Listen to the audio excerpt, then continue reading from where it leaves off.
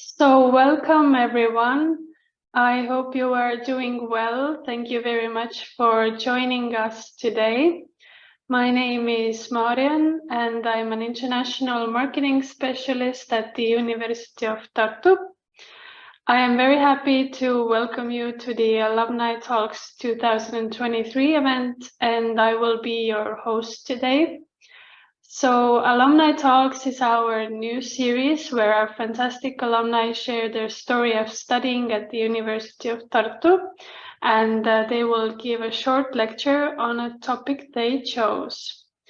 So today I am here with Denise, who is a doctoral student from Ukraine, studying at the Institute of Foreign Language and Cultures.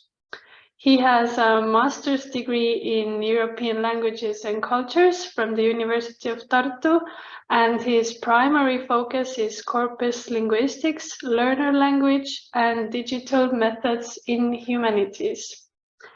And today his topic is called From Humanities Towards Digital Humanities, My Experience at the Department of English Studies. And so a few words before we get started. If you have any questions during the webinar, please leave them to the Q&A box and we will address them at the end of the webinar.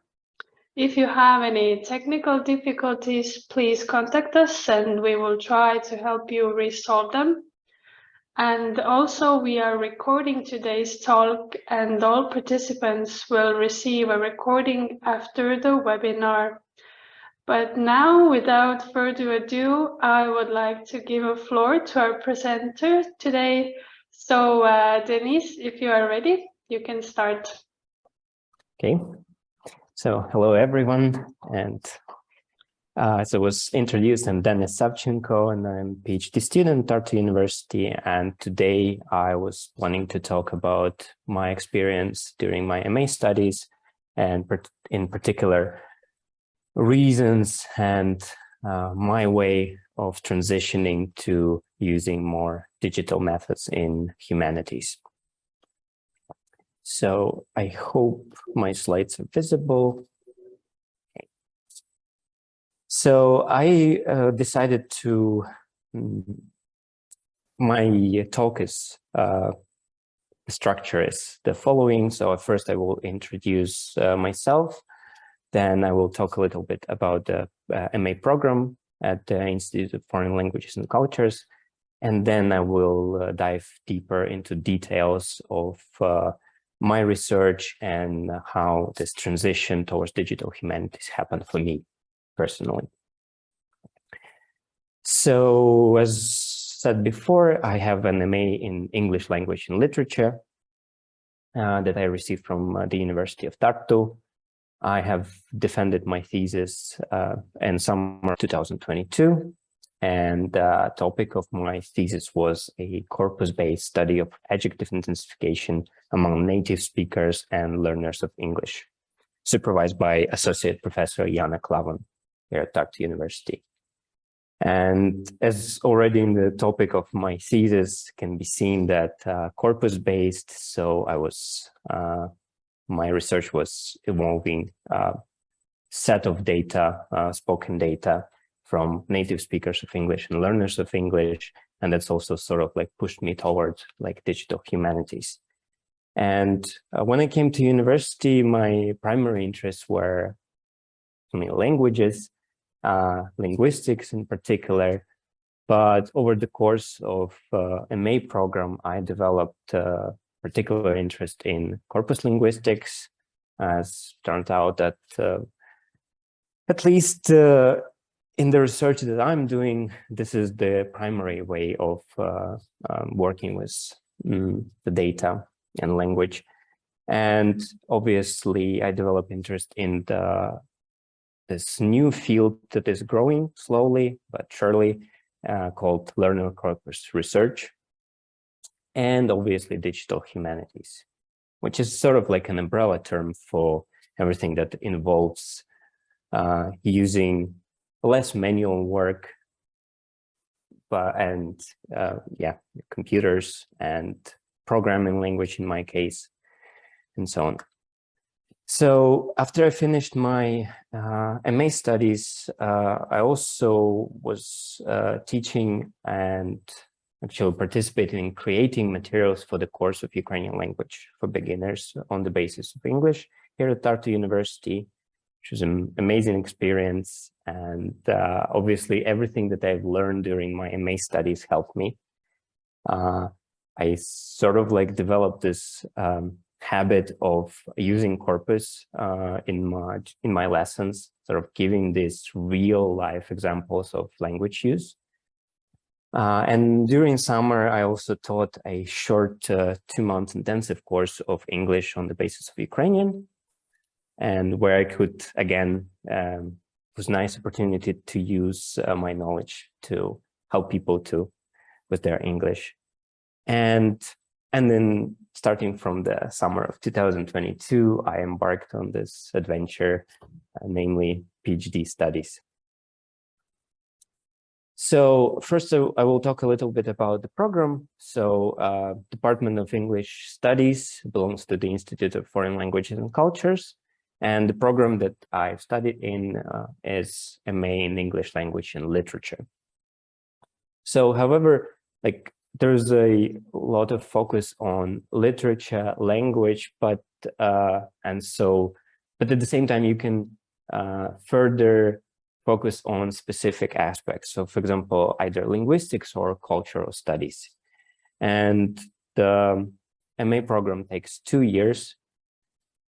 And you can choose between writing a thesis or working on a project. In my case, I decided to write a thesis. So in more details, as I said, that the program gives you skills in and knowledge about English language and literature. So the courses that, in this case, like the one that you see on the slides at the moment, they were like the obligatory courses in the curricula, and regardless of your focus on linguistics or cultural studies. And these courses were American and British literature. It was an amazing course. We got not only read books, but also discuss various aspects like cultural background, and also the ideas discussed in the books brought and situated in time, and why they were important, the ideas brought in the books. And it included also contemporary literature, which was a discovery for me, like the authors and text written not that long time ago. Then there was like more linguistics focused courses, like varieties of English and syntax of English, where we learned about different varieties of English spoken all over the globe.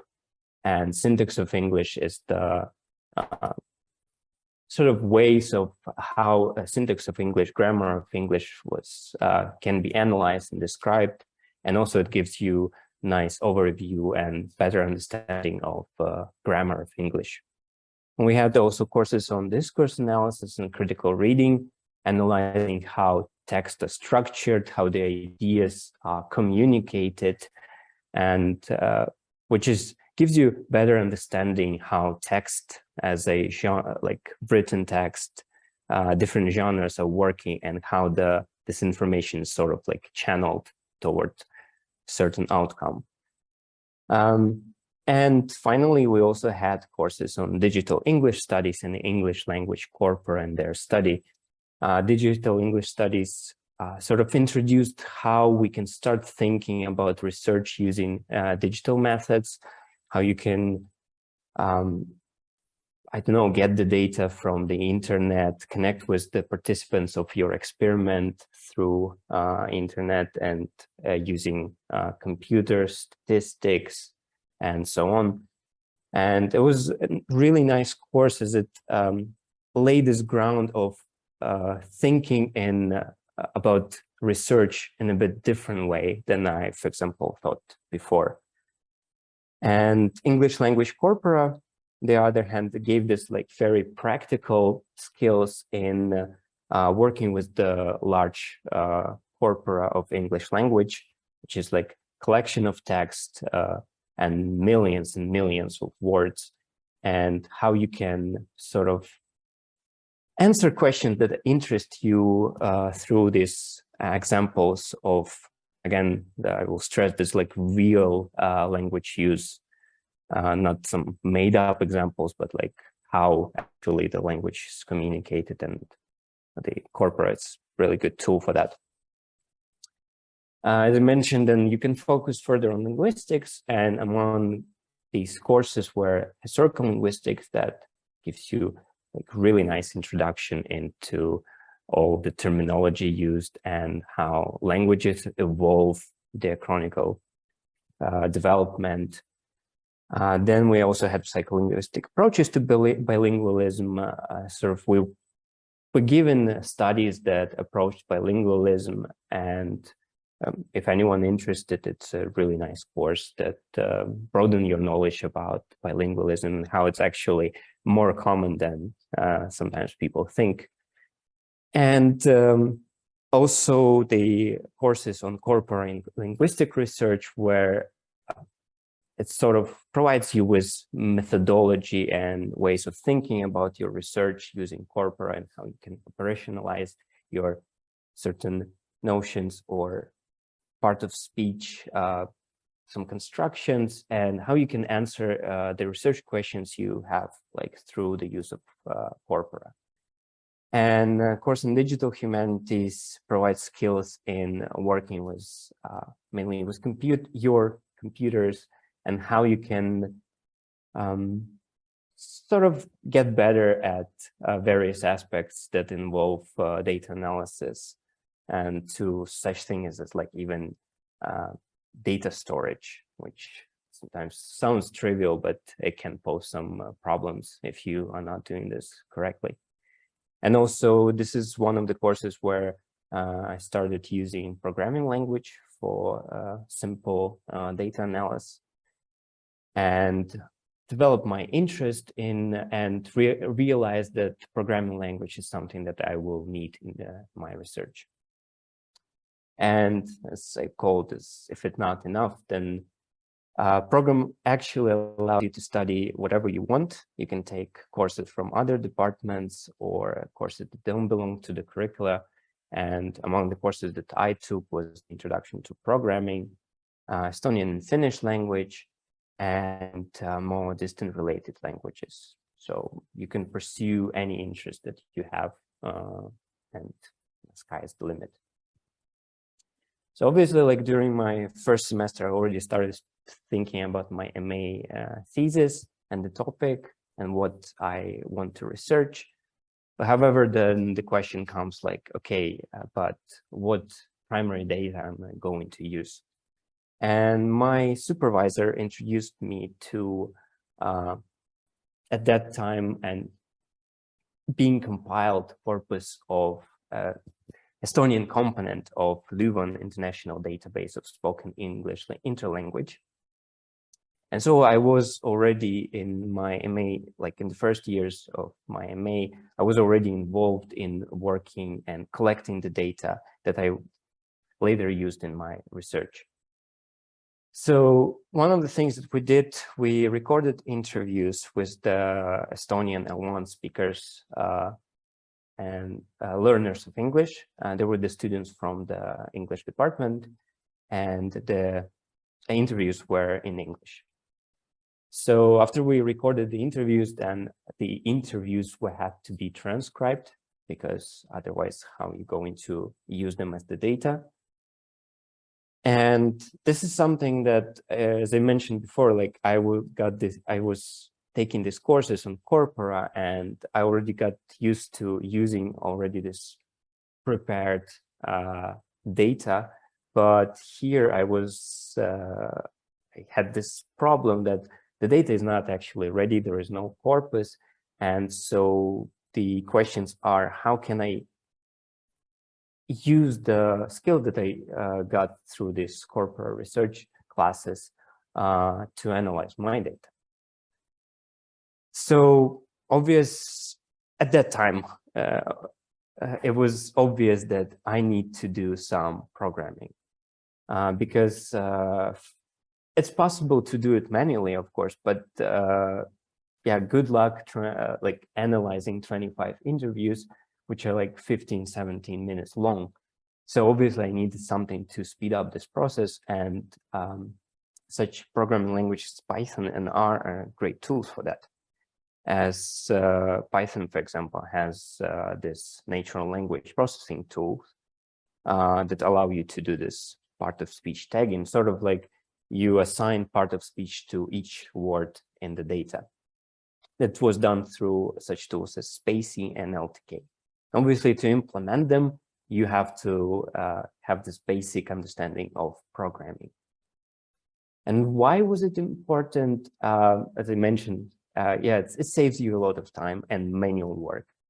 Actually, more like I thought that it saves you a lot of manual work, because after I speeded up the process of creating and analyze, sort of like preparing the data for the analysis, then of course I had to do manual work of annotating the examples.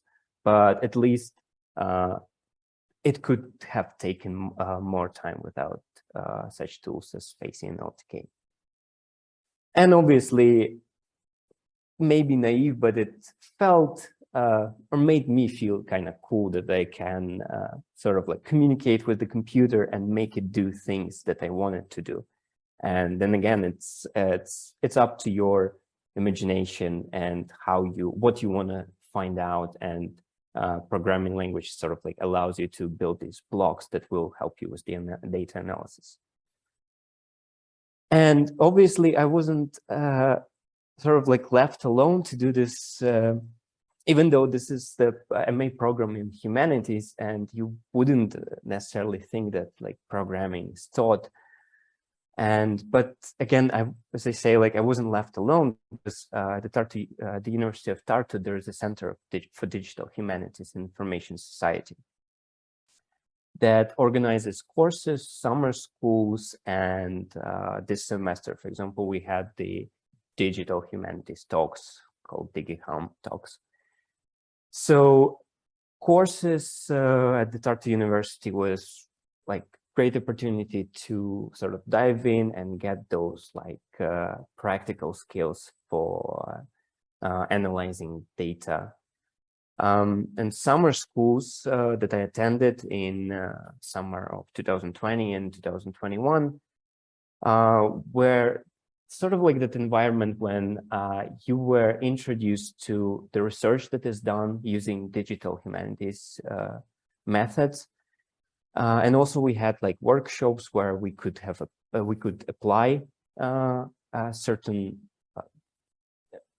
apply the knowledge that we got through lectures, and it sort of like helps you to understand what is going on in the field and what skills you need to develop in order to do certain research, and also like how you can sort of optimize and how research can be done because research essentially can be done in various ways, but there are sometimes like easier ways or sort of like more right ways, and sort of being in the community that is very supportive is helpful, especially for young researchers.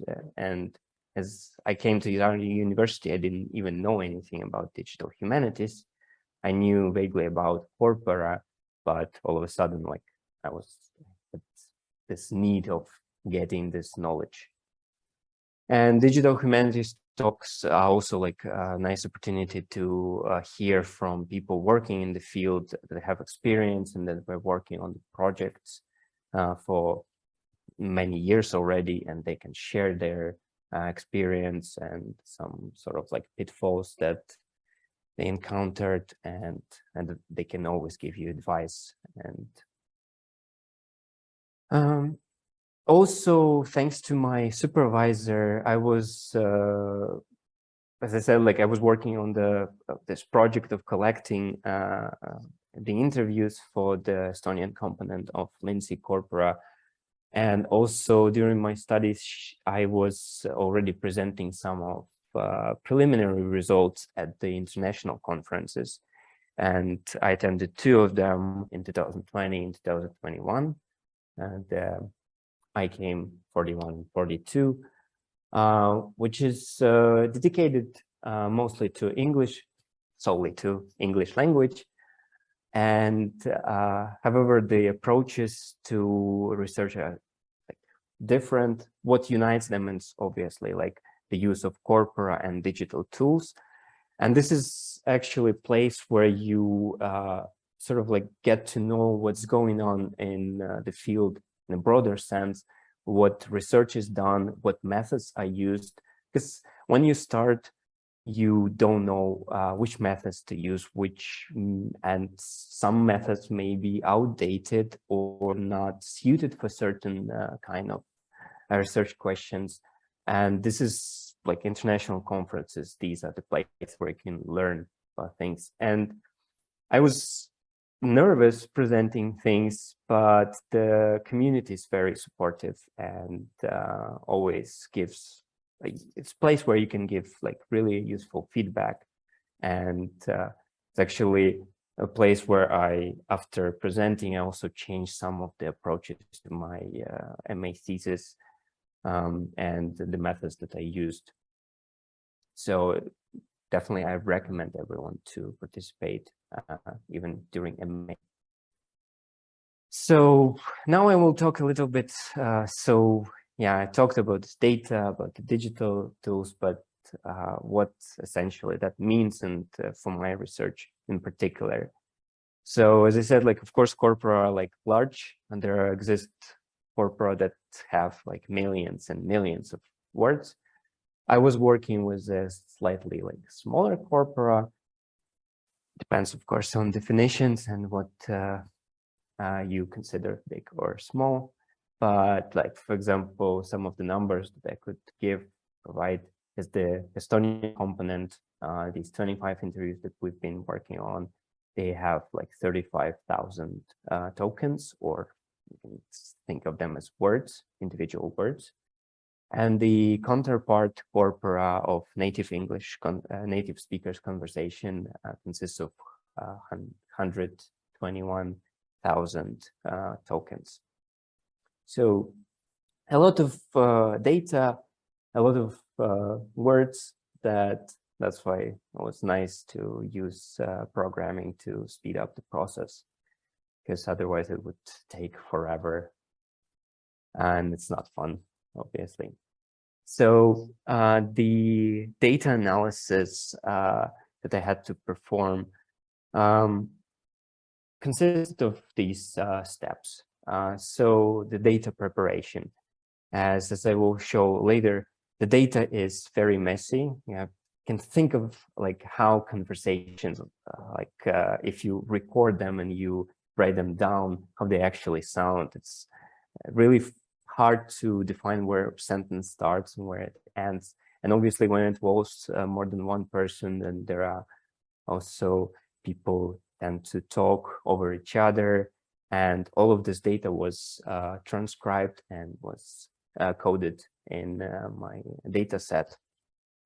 Obviously, as I said, like, it's just words, but if you want to do some analysis that on particular part of speech, you need to do part of speech tagging. One way is, of course, like you sit and assign part of speech to each word, or you use this digital tools that allow you to do it. Obviously, they're not perfect, and that's something that I also had to live with, is that part of speech tagger, especially with the spoken data, makes mistakes. So you will have to go to the data and you have to check and then figure out, okay, why these things happen. And maybe you can, because of these errors, you might miss some examples, and then you can sort of look at your data, get more familiarize yourself with the data, and then also tune your Python script to extracting the target items. And obviously, once I extracted my examples, I had to manually annotate.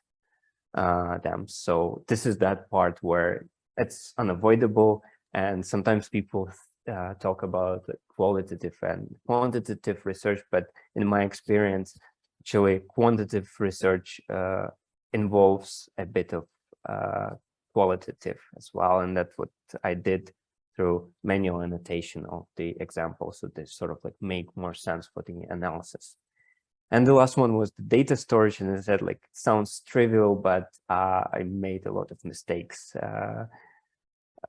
not correctly saving your data, and then you're like wondering where your examples, and you're panicking because they might have been lost.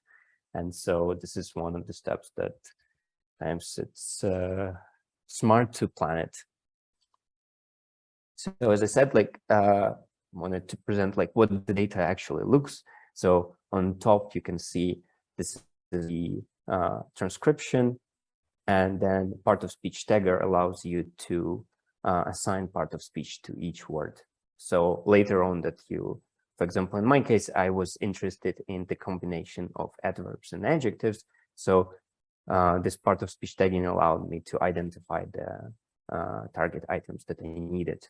And then I could have extracted examples. I ended up with over like 1,000 examples, which were done like Python script, extracted them like fairly quickly, which was really nice thing.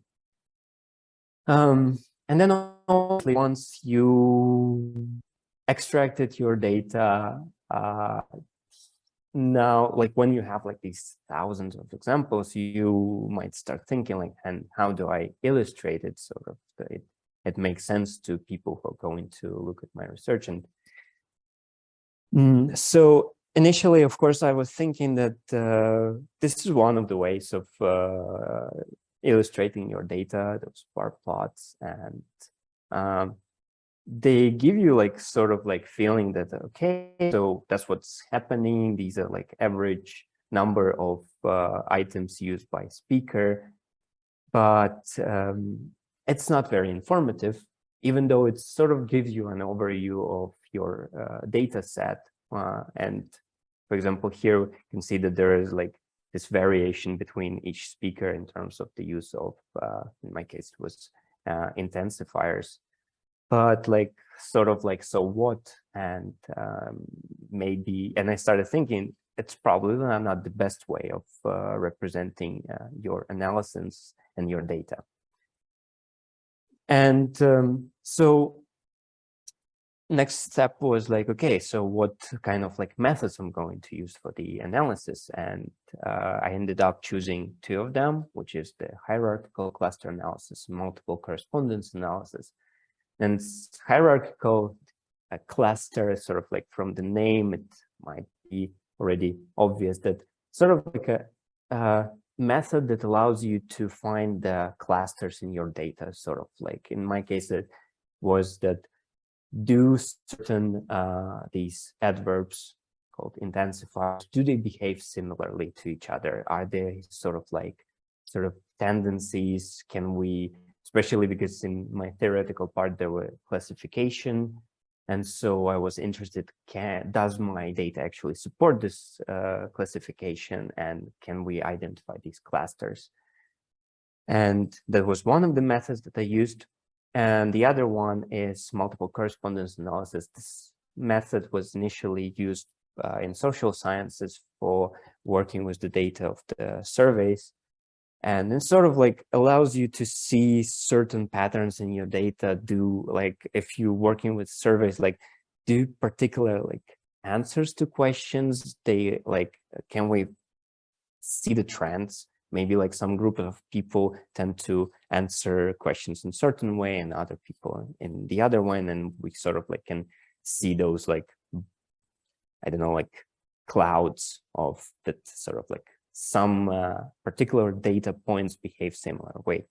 And so, and for my research, it was useful because I could see like, can I see the distribution of these intensifiers according to the speakers, because I have 2 groups of speakers, native speakers and non-native speakers, learners of English. and do they sort of like behave in similar way in the use of those, or maybe differently? So these were the methods that I used that allowed me to now present my data in a hopefully more clear way, and that sort of like provides more information of what's actually going on in the data. So as you can see these sort of trees, these clusters, and I was surprised and happy to find out that turns out the data does support the previous classifications, that sort of these words like so, really, very tend to behave similarly, and then completely and totally, absolutely, terribly behave in a other way, more similar to each other. However, going in deeper into data, also I found out that there is more to it, and yeah, there's so much going on that these clusters have also other explanation other than classification provided in the theoretical background. Also, the like multiple the analysis, multiple correspondence analysis allowed me to see sort of like tendencies in the data, and primary like the conclusion, of course, is that non-native and native speakers were behaving in a similar way, even though the use of particular items was slightly a bit different, but overall, as sort of they were behaving in more similar way. And this is I don't know, maybe can sound trivial, but this is not something that is easily observable if you look at just your examples, because after all, like, we're human beings, and looking at like 1,000 examples, like, it's really hard to see certain patterns. But like, for example, the method allows you to see these patterns in your data. And of course, those methods are like exploratory, and they provide you with this sort of gist of your data. And one of the other things that I had to do, I also had to learn a bit of the statistics, because then the obvious question is like, okay, so you have all these examples, you have this representation, but do they actually like mean something? And obviously from this, I could sort of think that maybe there are like these differences between the speakers. Yes, they behave in a more like similar way, but according to certain items, that there are differences. But then the overall question is like, when you have this data, like, does it allow you to make conclusions that actually there is difference? And as it was theorized in the data, that sometimes like non-native speakers tend to underuse or overuse particular items. But still the question remains, are these findings, they sort of like allow us to conclude that there are these differences? And when it comes to this big data, statistics is one of ways of sort of validating the findings. And in my case, it was through the use of this logistic linear regression, I could conclude that there are actually no significant observable differences between two groups of speakers, which is sort of like points to the fact that Estonian learners of English behave more similarly to native speakers. So that was something that I did, and how I explained and maybe provided you with some examples and reasonings behind why I had to, instead of doing it some other way, maybe like more traditional and classical way of working with the data, why I had to embark on this sort of like learning programming, then using these different methods, and eventually even using statistics, which is not something that is typically part of the curricula in the humanities. And so after all of that was done, And yeah, I obviously started to think like how I can broaden my topic, and it obviously involves that fact that I need to get more data, and particularly at the moment I'm working on the comparison not only between speakers in terms of spoken data, but also written data, which means that amount of like the corpus is growing, and examples, number of examples is also growing, and that also requires me to get better at the corpus linguistics, using corpus linguistics tools and corpus linguistics in general, like theorizing, hypothesizing, and operationalizing, and thinking in the way how I will be working with the data. And obviously, the more data you have, most likely you need to use statistics. At least that's what I'm doing, and sort of recognizable in the field, and a lot of linguists are going into that direction. And obviously, I hope that my computer will be able to do more instead of me, so that it will save me time on this manual annotation, and then sort of like give me more room to work with the example and thinking what they are sort of like representative of and what conclusions I can make. So this is here I will conclude. I hope I didn't go over the time. And so, yeah, thanks for listening, and questions and comments, absolutely really welcome.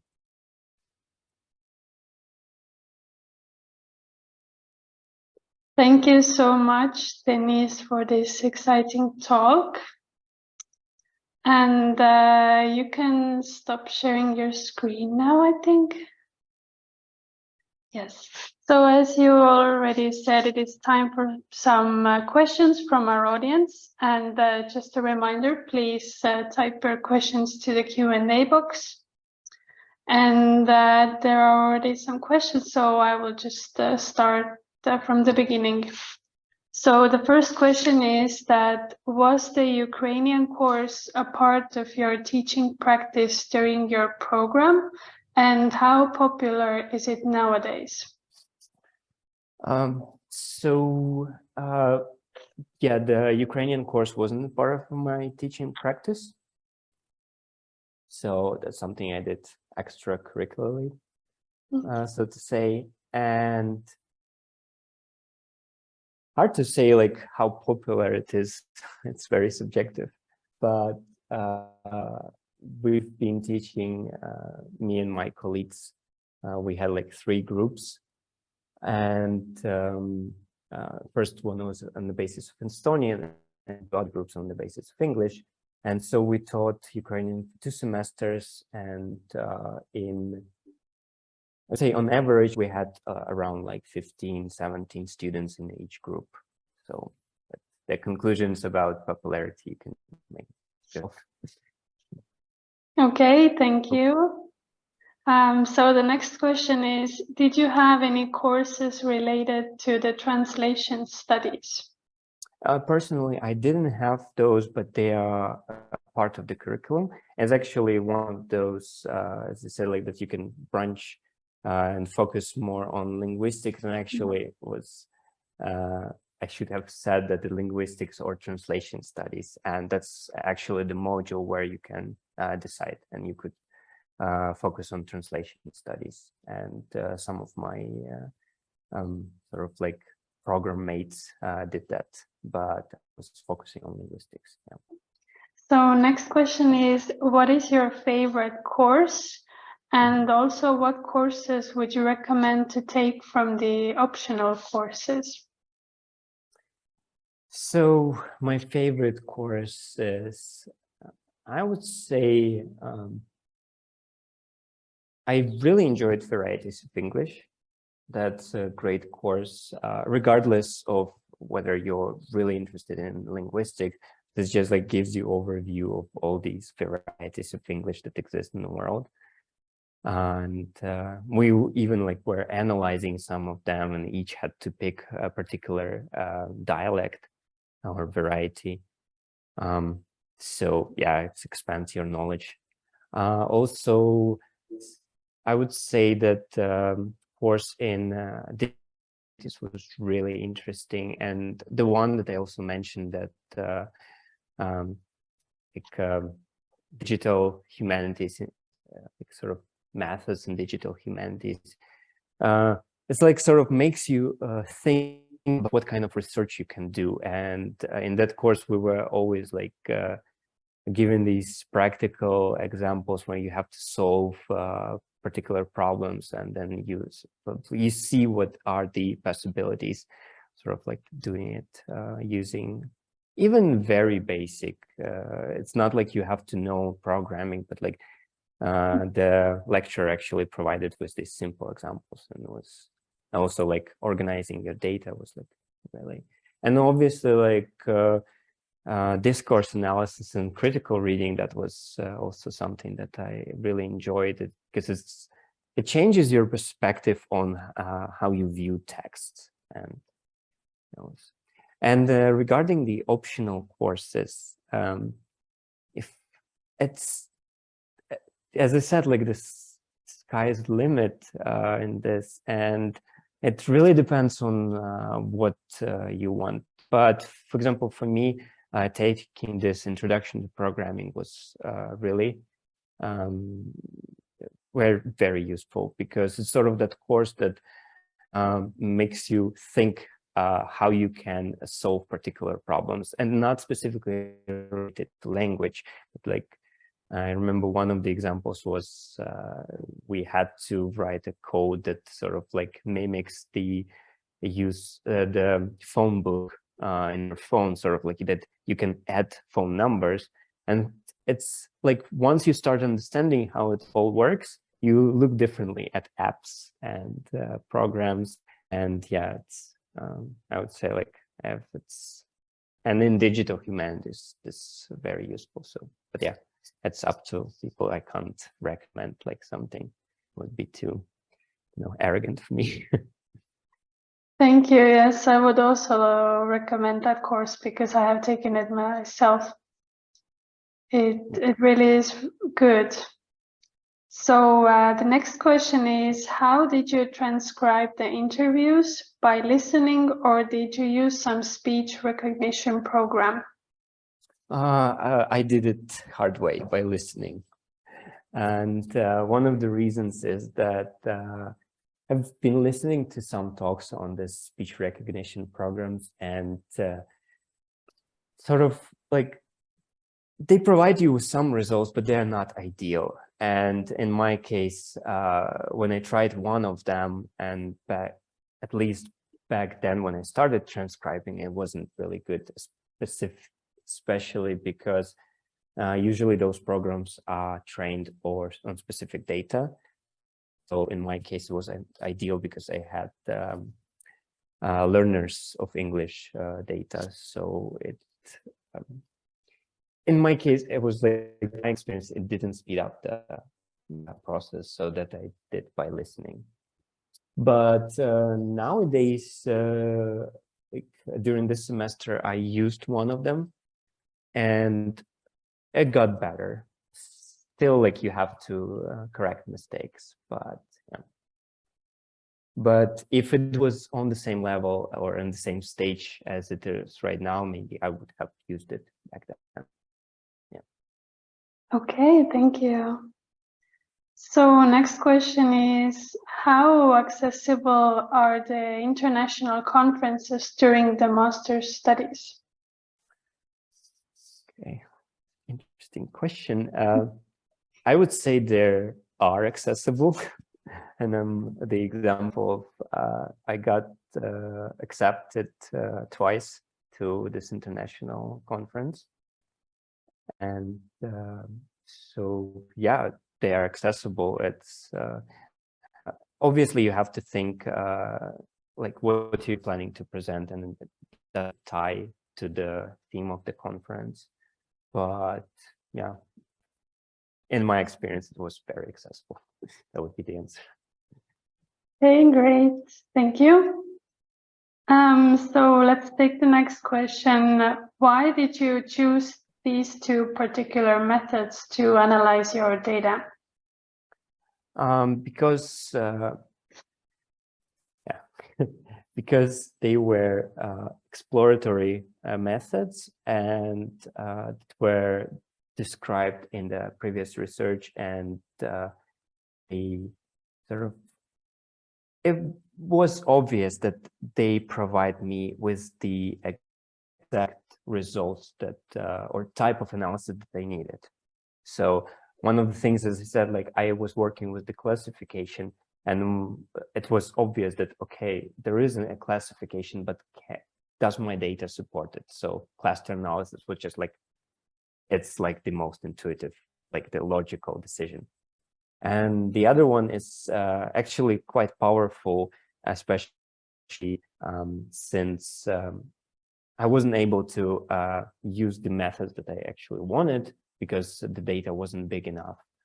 And so this multiple correspondence analysis was actually a good substitute and was more suitable for my data, and to see those, as I said, like patterns and tendencies. And moreover, I could use linear regression to sort of like make conclusions. So yeah, it was a logical decision that, of course, based on the literature that I read. So it's something that once you notice sort of like that's exactly what you're looking for, then it becomes obvious that's why these particular methods. Okay, thank you very much. So next question is, could you please share your experience of writing the admission essay? What is important to know? It's important to know, first of all, why you're planning to apply for the program, and sort of give like make it easier for people who are going to read your documents, like why exactly you want and what are you going to gain from the program. So sort of you become like suitable candidate. And if the admission essay is based on the topic that is given, like it's different, it varies from year to year. And basically it sort of like provides you with the background, a theoretical background, and then sort of invites your analysis. And so I would say, and in my experience, the topic was quite broad. So even if you're interested in linguistics, it was possible to tie my, for example, interest to the topic. So I would say just like, try to analyze it the way you sort of like, it makes logical to you. And this would be, I would say it's the best advice on these admission essays. Okay, thank you. So the next question is, what didn't you expect from the University of Tartu? I didn't expect that,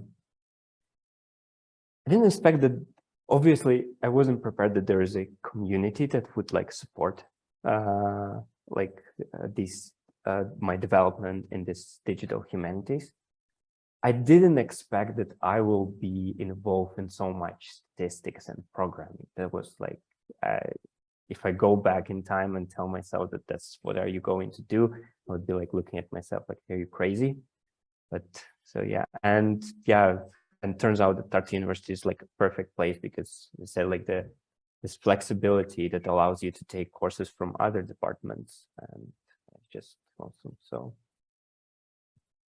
that's, I would say, that what I didn't expect. Also, I didn't expect that I will be already at MA level participating in international conferences. No. So. Okay, thank you.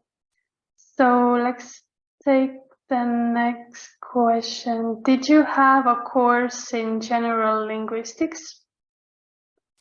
I think something that would be closer to sort of such course. I didn't have exactly that course, but historical linguistics would be something that It's from the Department of General Linguistics, and this is the closest thing because due to the fact that there were like different students, some of them were studying Finno-Ugric languages, some were from my program, and many others. Then the number of languages that we were using was quite big, and sort of like we had Slavic languages, we had Germanic languages, and Finno-Ugric languages. So I would say that historical linguistics that as closest gets to general linguistics. At least the ones that are in English, because obviously like in my first year and second as well, I wasn't able to take the courses in Estonian. So. Okay, thank you. So I think we will take the last question for now. Did you have some introductory course into Indo-European languages grammar?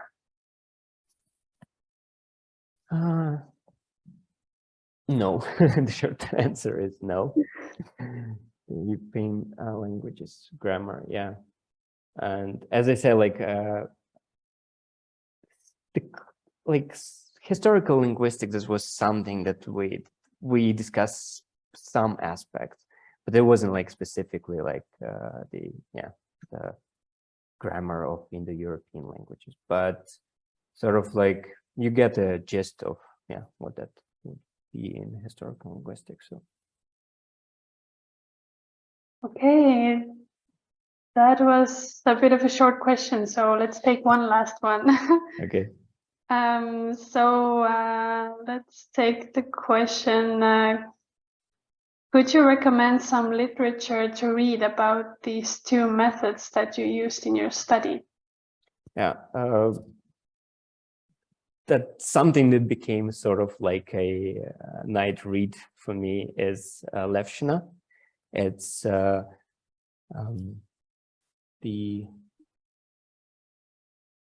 methods in I don't remember. Sorry, I wouldn't be able to say like the exact title, but it's about methods in linguistic research, and that is it's Levshina 2017.